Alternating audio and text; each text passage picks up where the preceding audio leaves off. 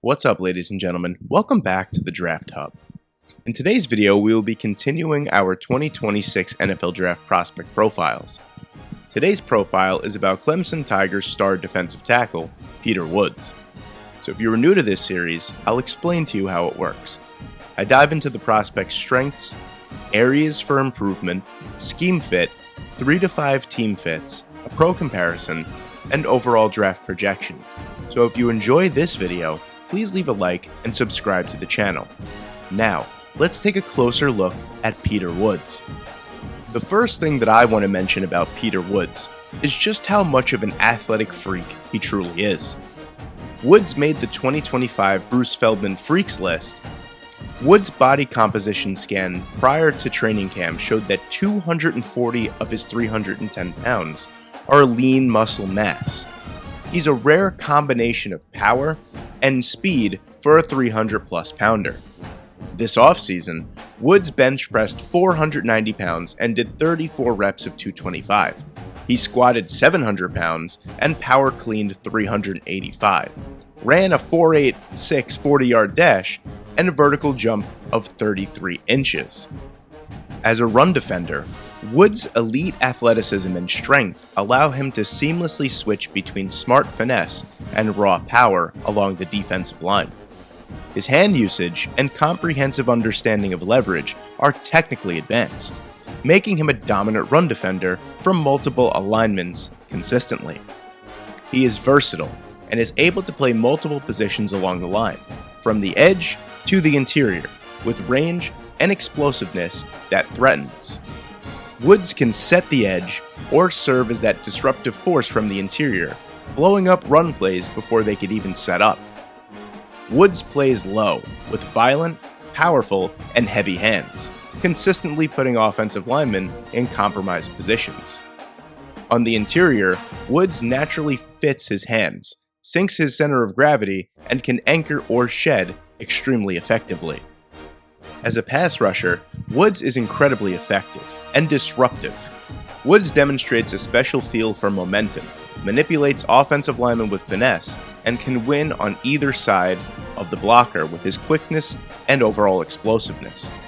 What separates Woods from just about every other interior defensive lineman in this class is his exceptional tempo as a pass rusher, having the situational awareness and recognition on when to stagger his timing and truly confuse the opposition.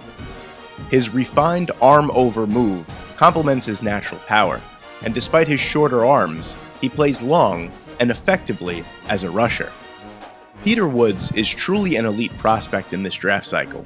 However, that doesn't mean that he doesn't come with at least a couple of areas to be slightly concerned about when translating to the NFL game. I noticed that Woods' overall effort and motor sometimes fluctuates throughout the course of the game. I won't say that he fully takes plays off, but there are some plays that you could certainly see where he just doesn't give nearly as much effort. Woods is explosive and violent on most plays, so perhaps it's more of a conditioning problem instead of overall effort. But if Woods truly wants to be a 3-down player at the NFL level, the motor needs to stay high and stay consistent. One concern that Woods can't really change is his slight lack of length and his shorter, squatter frame.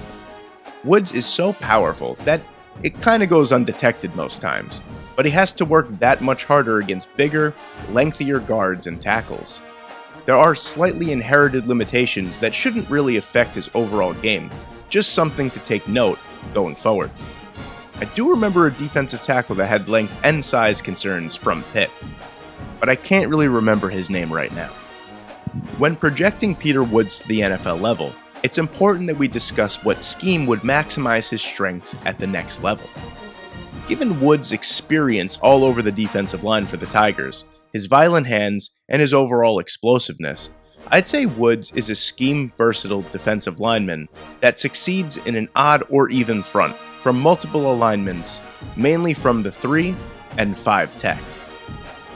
The 5 teams that I think Peter Woods would be a perfect fit for at the NFL level, in no particular order, are the New Orleans Saints, the Baltimore Ravens, the Las Vegas Raiders, the Dallas Cowboys, and the Chicago Bears.